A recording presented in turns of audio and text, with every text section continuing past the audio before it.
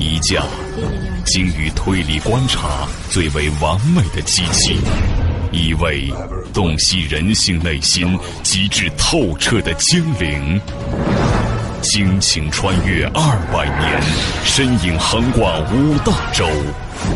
他的传说从未停止，他的故事仍在继续。从你敲响贝壳街221号的门铃开始，一切将变得如此不同，因为出现在你面前的将是大侦探夏洛克·福尔摩斯。福尔摩斯探案全集，巴斯克维尔的猎犬。听完了福尔摩斯对那封神秘的信的分析，摩蒂摩医生说：现在我们几乎要变成猜测了，不如说是在比较各种可能性，并把其中与实际最相近的选择出来。这是科学的运用想象力。我们的思考是以可靠的物质根据为出发点的。现在还有一点，您无疑又会把它称之为猜测，不过我几乎可以肯定，这封信上的地址是在一家旅馆里写成的。那您的根据是什么呢？如果仔细的检查一下，您就可以看出来，笔尖和墨水都曾给写信的人添了不少麻烦。在写一个词的时候，笔尖就2次刮住了纸面，还溅出了墨水。在写下一个这样短的地址的过程中，墨水就干了3次，这说明瓶子里的墨水已经很少了。您想想看，私人的钢笔和墨水瓶很少会这样，而这2种情况竟然同时出现，当然更是非常罕见了。而您知道，旅馆的钢笔和墨水却很少不是这样。真的，我可以毫不犹豫地说，如果咱们能去茶林十字街附近的各个旅馆检查一下废纸篓，只要找到评论被剪破的那份《泰晤士报》剩下的部分，我们马上就能找到发这封怪信的人了。哎呀，这是什么？福尔摩斯把贴着字的那张大页书写纸拿到离眼睛只有1-2英寸的地方，仔细地检查着。怎么了？没什么。福尔摩斯又扔下了信纸，这是半张空白信纸，上面连个水印都没有。我想咱们从这封奇异的信上能够得到的东西也就到此为止了。亨利爵士，自从您来到伦敦之后，还发生过什么值得注意的事吗？没有，福尔摩斯先生，我想还没有。您有没有注意到是否有人观察或跟踪你？我似乎走进了一本1毛钱一本的小说里。我们的客人说：天哪，跟踪我干什么呢？我们马上就要谈到这个问题了。在谈这个问题之前，您再也没有可以告诉我们的事情了吗？这要看你们认为什么事情值得讲了。我认为日常生活中任何反常的事情都是值得讲出来的。亨利爵士露出了微笑。对于英国人的生活，我了解的不多，因为我绝大部分时间都是在美国和加拿大度过的。不过我希望丢失一只靴子并不是这里日常生活的一部分吧。您丢了一只靴子？亲爱的爵士，摩蒂摩医生喊道，那只鞋不过是放错了地方，您回到旅馆之后一定会找到的，没有必要用这种小事麻烦福尔摩斯先生吧。好吧，可是他问我发生了什么反常的事情啊？没错，福尔摩斯说，不管这事看起来多么荒谬。您是说您丢了一只靴子，对吗？反正就是放错地方了吧。昨天晚上我把2只靴子都放在门外，今早只剩下了1只。我从擦靴子的家伙嘴里也没有问出个所以然来。最糟糕的是，这双高筒靴子是我昨天晚上刚刚在河滨路买的，还没有穿过。如果您还没有穿过，为什么要把它放到外面去擦呢？它们是浅棕色的，还没有上过油，所以我就把它放到外面了。这样说的话，昨天您一到伦敦马上就出去买了一双高筒靴吗？莫蒂莫医生陪着我买了很多东西。您知道，既然我要到那里去当个乡绅，就必须穿着当地式样的服装。也许我在美国西部所习惯的生活方式，让自己显得有点放荡不羁了。除了别的东西，我还买了这双棕色高筒靴，花了$6，可是还没穿，就被偷走了1只。被偷的似乎是不成对就没有用的东西。福尔摩斯说，我和莫蒂莫医生的想法相同，那只丢失的靴子可能不久就会找到的。好了，先生们，众男爵仿佛下定了决心似的。我觉得我已经把自己知道的细节全部都说出来了。现在你们应该实现你们的诺言，把我们大家共同关心的事情详详细细的告诉我。你的要求很合理，福尔摩斯回答。莫蒂莫医生，我想最好还是请您像昨天对我们讲述的那样，把您知道的全部事实再讲一遍。受到了鼓励，我们这位从事科学工作的朋友便从口袋里拿出了手稿，像昨天早晨那样把全部案情叙述了出来。亨利·巴斯克维尔爵士全神贯注地听着，不时地发出惊奇的声音。看来我似乎继承了一份富有夙愿的遗产。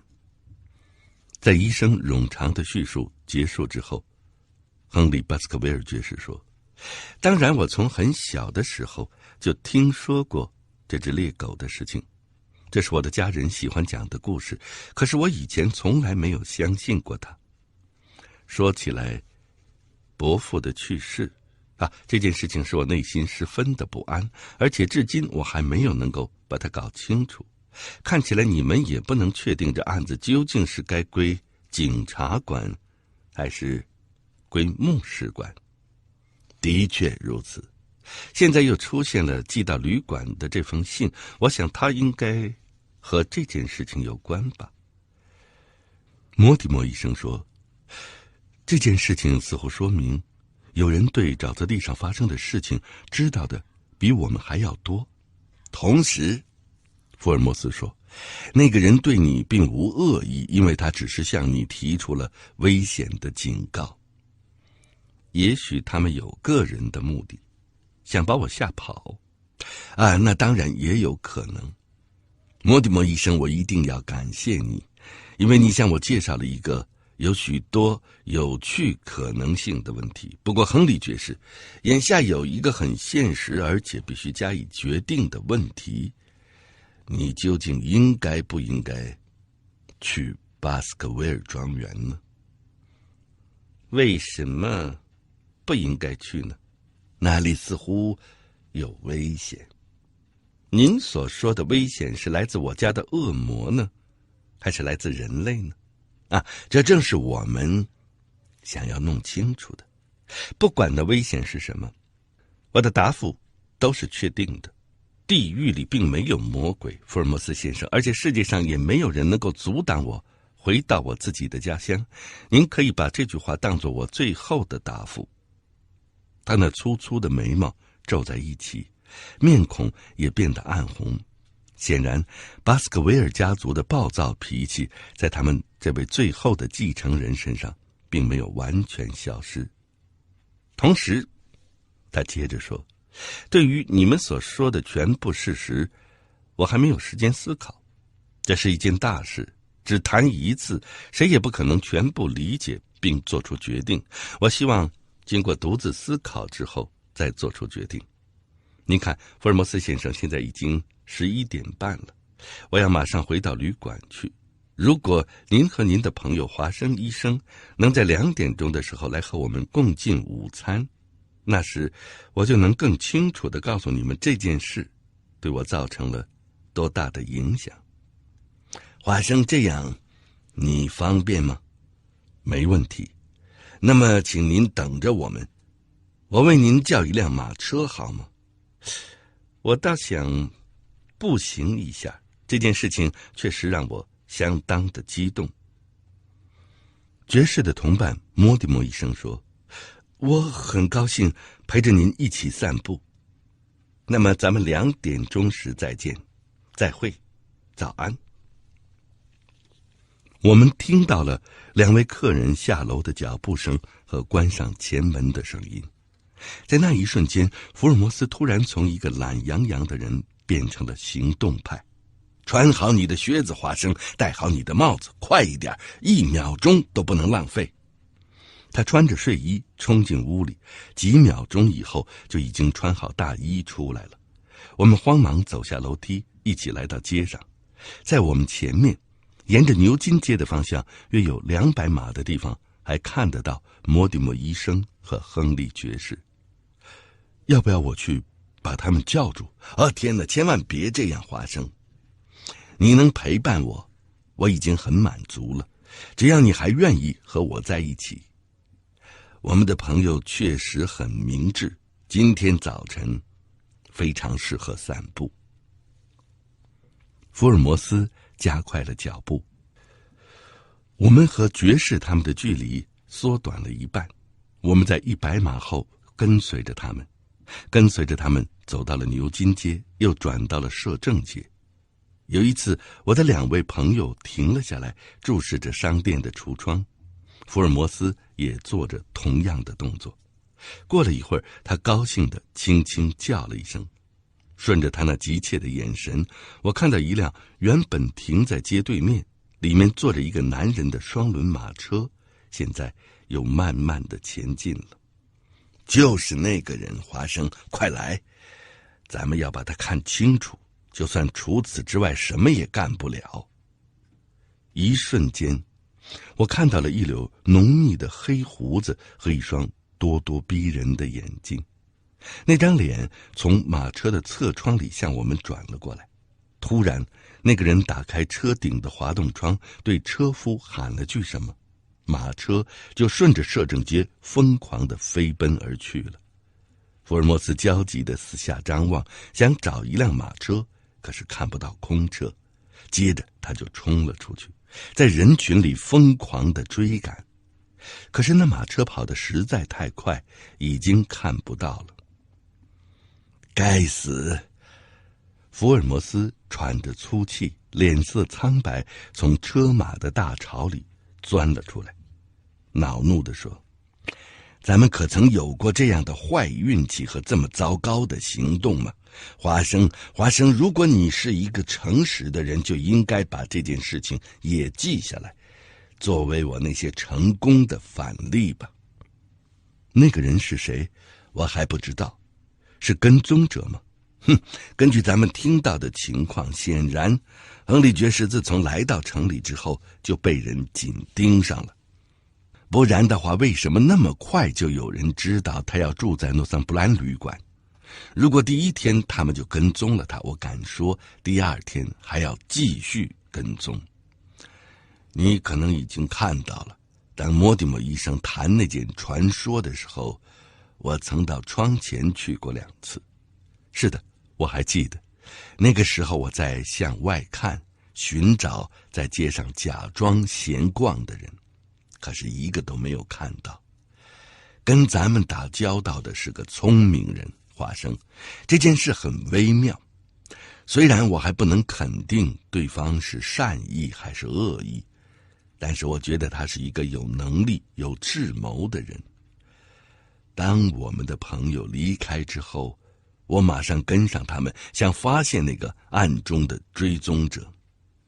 他非常狡猾，觉得不行不可靠，就为自己准备了一辆马车，这样就能跟在他们后面闲逛，或者是从他们的身旁猛冲过去，而不会引起他们的注意。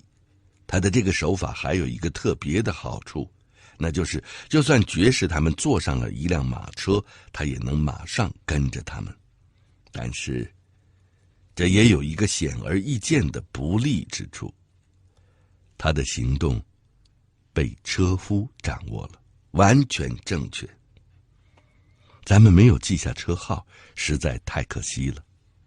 我亲爱的华生，虽然我显得那么笨拙，但你一定不会真的以为我连车号都没有记住吧？2704就是咱们要找的车号，但是它现在对咱们还没有用处。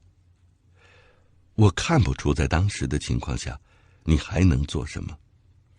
在看到那辆马车的时候，我应该马上转身往回走。我应该不慌不忙地雇上另一辆马车，在那辆马车的后面保持一定距离。更好的办法是直接驾车到诺桑布兰旅馆等他。当我们不知道的那个人跟着巴斯克维尔来到旅馆的时候，我们就可以以其人之道还治其人之身，看看他要到什么地方去。但是因为疏忽急躁，咱们的对手得到了机会，采取了极为快速狡猾的行动，使咱们暴露了自己，失去了目标。我们一边谈着，一边沿着摄政街漫步，前面的莫蒂摩医生和他的伙伴早已失去了踪影。现在再跟着他们也没有什么意义了，福尔摩斯说，跟踪的人离开了，就不会再回来。咱们必须再考虑一下手里还剩下几张牌，再决定怎么使用。你能认出车中人的脸吗？我只能认出他的胡子，我也能，但是我估计那应该是一部假胡子。对于一个如此细心的聪明人来说，一部大胡子除了能够掩饰自己的相貌之外，没有别的用处。进来，华生。他走进了一家区域邮递办事处，受到了经理的热情欢迎。威尔逊，我想你还没有忘记我曾经有幸在一桩小案子里帮了你的忙吧？没有，先生，当然没有了。您挽救了我的名誉，也许还挽救了我的性命呢。我亲爱的朋友，你太过奖了。威尔逊，我记得在你的男孩里有一个叫做卡特莱的小家伙，在那次调查期间显示出了一定的能力。是的，先生，他还在我们这里，你可以把他叫出来吗？谢谢。我还希望你帮我把这张5磅的钞票换成零钱。一个开朗而机灵的14岁孩子听从经理的召唤来了，他用满怀尊敬的眼神注视着这位著名的侦探。把那本旅馆名录给我，福尔摩斯说。谢谢，卡特莱，这里是23家旅馆的名称，全都在查林十字街附近。你看到了吗？看到了，先生。你要分别到每家旅馆去。是的，先生。你每到一家旅馆就给看门人一个先令，这是23个先令。是的，先生。你告诉他们说你要看昨天的废纸，寻找一份被送错了的重要电报，明白吗？明白，先生。可是你真正要找的是夹在里面的一张被剪子剪出了一些小洞的《泰晤士报》。这里有一份《泰晤士报》，就是这一篇，你很容易认出它来，是不是？是的，先生。每一次大门的看门人都会把客厅看门人叫来，你也要给那个人一个先令，这里再给你23个先令。在23家旅馆里，你可能发现大多数昨天的废纸都已经被烧掉或者运走了，其中3、4家可能会把一堆废报纸指给你看，你就在那堆废报纸里找这一张《泰晤士报》，也很有可能什么都找不到。再给你10个先令，以备急需。在傍晚之前，你向贝克街我的家里发一封电报，报告查找的结果。现在华生，咱们唯一剩下的事情就是打电报查清那个车夫，车号是2704，然后再到邦德街的一家画廊去消磨掉我们去旅馆之前的这点时间吧。他住在贝克街221号公寓里。他擅长剑术、拳术和小提琴。他的名声享誉世界，他比创造他的柯南道尔更加著名。大侦探福尔摩斯。福尔摩斯探案全集，巴斯克维尔的猎犬。5. 3条断掉的线索。夏洛克·福尔摩斯对自己的感情有着高度的控制力，纠缠着我们的怪事在这2小时里似乎被遗忘了。他专注地欣赏着现代比利时大师们的绘画，从我们离开画廊直到诺桑布兰旅馆为止，除了对艺术的粗浅看法之外，他什么都不谈。到了旅馆，前台的服务员对我们说，亨利·巴斯克维尔爵士正在楼上等着你们，他让我在你们来的时候马上把你们领上去。福尔摩斯说，我想看一看你们的旅客登记簿，你不反对吧？一点也不。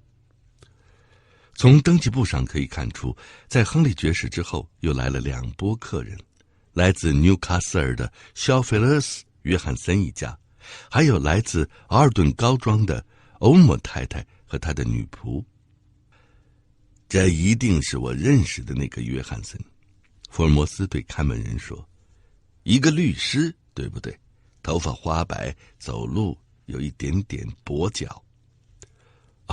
不是，先生，这位是煤矿主约翰森先生，一位好动的绅士，年纪不比您大。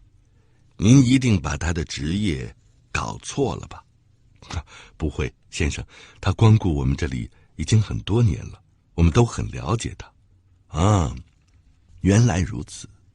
还有欧莫太太，我似乎记得这个名字请原谅我的好奇心。在访问一位朋友的时候，往往会遇到另一位朋友，这也是常有的事啊。她是一位身体不太好的太太，先生。她的丈夫曾经是格罗斯特市的市长，她进城的时候总是住在我们这里。谢谢你，那恐怕她不是我的熟人。刚才我们问的这些问题说明了一个很重要的事实，华生。当我们一起上楼的时候，他低声地对我说，现在我们知道了，那些对我们的朋友极感兴趣的人并没有和他住在同一个旅馆里。这就表示，虽然他们像我们看到的那样非常急于监视爵士，但是同样的，他们也非常担心会被爵士看到。这是一件很说明问题的事实。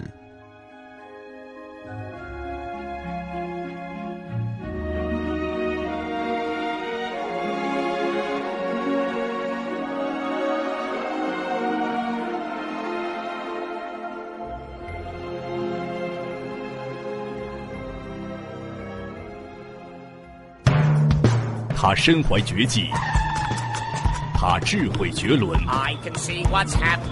没人能够逃出他的手心。他是真正的大侦探。独行天下，生动中国。播讲李野墨，录音合成音乐。